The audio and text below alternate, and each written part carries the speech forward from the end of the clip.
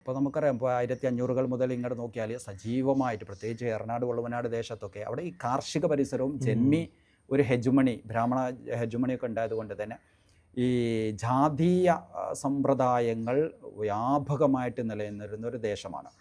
അപ്പോൾ അതുകൊണ്ട് തങ്ങളുടെ ഒരു സ്പേസ് എന്ന് പറയുന്നത് നമ്മൾ കേവലം ഒരു മതപരമായ ഒരു സ്പേസിനപ്പുറത്ത് നമ്മൾ അങ്ങനെ ലൊക്കേറ്റ് ചെയ്യാൻ പറ്റുള്ളൂ. നമ്മൾ തങ്ങളെക്കുറിച്ച് പഠിക്കുമ്പോൾ ഒരു മതപരമായ പരിസരം എന്നുള്ളത് ഓക്കെയാണ്.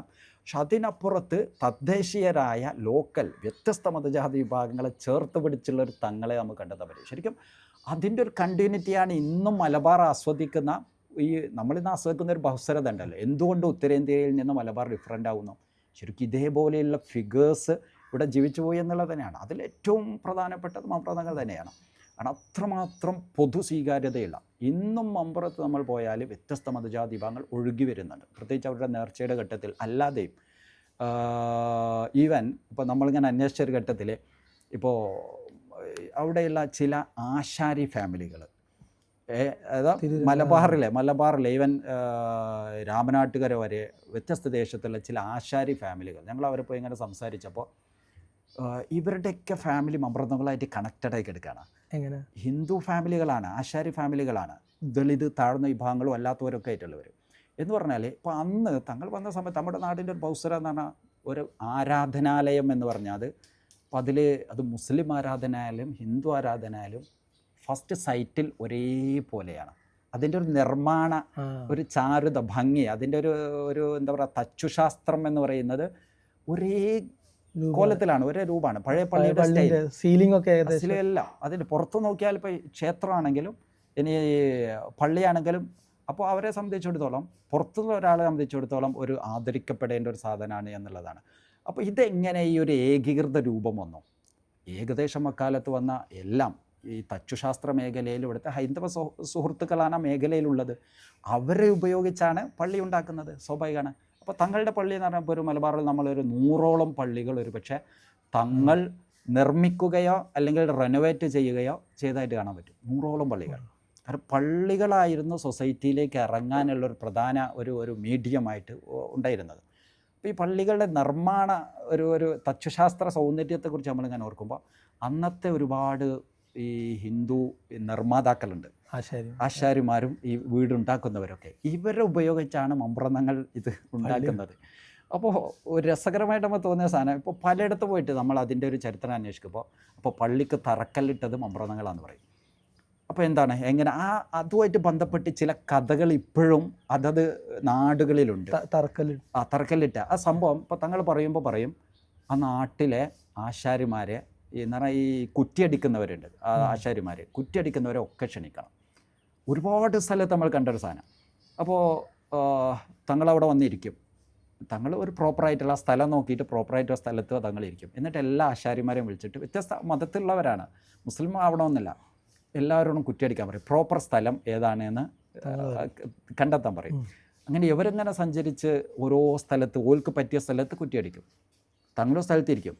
ഇപ്പോൾ ലാസ്റ്റ് എന്ത് ചെയ്യും, പലയിടത്തും നമ്മൾ കണ്ടു ഒരു 5-8 സ്ഥലത്ത് നിന്ന് നമുക്ക് കിട്ടിയ ഒരു വിവരം എന്ന് പറഞ്ഞാൽ, ഓരോരുത്തർ കുറ്റിയടിച്ചതിന് ശേഷം ലാസ്റ്റ് ഒരാളിങ്ങനെ കുറ്റി അടിക്കാതെ ഇങ്ങനെ നിൽക്കും, നല്ല യോഗ്യനായ ഒരാൾ. അപ്പോൾ അയാൾ തങ്ങൾ വിളിച്ച് ചോദിക്കും, എന്താണ് കുറ്റിയടിക്കാത്തത്? അപ്പോൾ അവർ തങ്ങൾ തമ്പ്രാന് ഇരുന്ന സ്ഥലം തന്നെയാണ് ഇവിടുത്തെ ഏറ്റവും അനുയോജ്യമായ സ്ഥലം. അവർ ആദരിച്ച് ബഹുമാനിച്ചു, തങ്ങളമ്പ്രാൻ ഇരുന്ന സ്ഥലം തന്നെയാണ് ഈ ലൊക്കേഷനിലെ പള്ളിക്ക് ഏറ്റവും അനുയോജ്യമായ സ്ഥലം. അപ്പോൾ തങ്ങളവരൊക്കെ തലയിൽ കൈവച്ചിട്ട്, മോനെ നീ തന്നെയാണ് ആശാരി. അവർ വരമായിട്ട് മാറും. ഈ വരം ഇത് ഒരു സ്ഥലത്തല്ല, മലബാറിൻ്റെ വ്യത്യസ്ത സ്ഥലത്ത് പരസ്പര ബന്ധമില്ലാത്തിടത്ത് ഞങ്ങൾ പോയിട്ട് സംസാരിക്കുമ്പോഴും അവർക്ക് ഈ കഥ പറയാനുണ്ട്. ഒരു ഒരു കോമൺ ഫാക്ടറായിട്ട് ഈ കഥ എല്ലായിടത്തും ഒരു ഷെയർഡ് ഒരു സാധനമായിട്ടുണ്ട്. അതായത് നമ്മൾ എന്നോ ഉണ്ടായി തീർന്ന ഒരു മതം അല്ലെങ്കിൽ പള്ളി, അതിൻ്റെ അപ്പുറത്തേക്കുള്ള ഒരു ലൊക്കാലിറ്റിയിലേക്കാണ് തങ്ങൾ ഇറങ്ങി, സാമൂഹികമായിട്ടുള്ള ലൊക്കാലിറ്റിയാണ് തങ്ങൾ വർക്ക് ചെയ്യുന്നത്. തങ്ങളുടെ ചരിത്രം പഠിക്കുമ്പോഴും ആ ഒരു സ്വഭാവത്തിൽ നമുക്ക് കാണാൻ പറ്റുക. അത് നമ്മൾ പുറത്ത് കേൾക്കുന്നതിലപ്പുറത്ത് ഇങ്ങനെ ഒരു സാധനം വർക്കാണ്.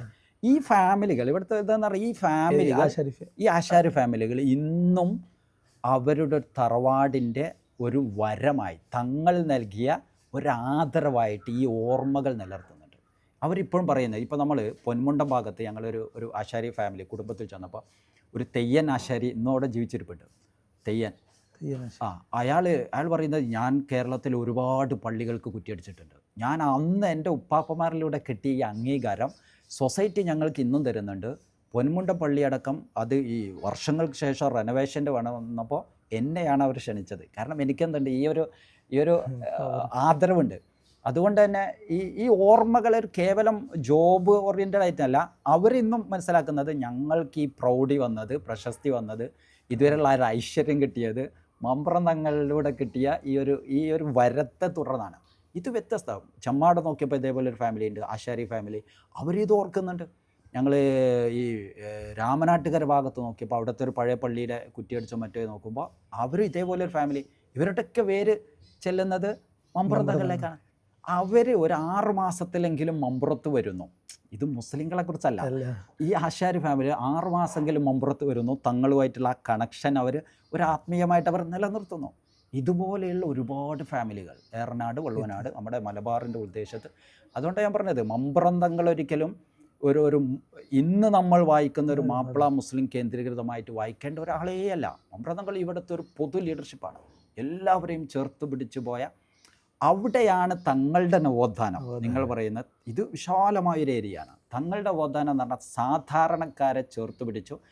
എന്നാൽ ജാതീയമായിട്ട് അടിച്ചമർത്തപ്പെട്ടപ്പോൾ നമ്മളും ഒരു മനുഷ്യരാണ് എന്നുള്ള ഒരു ചേർത്ത് പിടിക്കലിൻ്റെ ഒരു ടേസ്റ്റ് മലബാറിലെ ജനങ്ങൾ കിട്ടിയത് തങ്ങളുടെ ഇടപെടലുണ്ട്.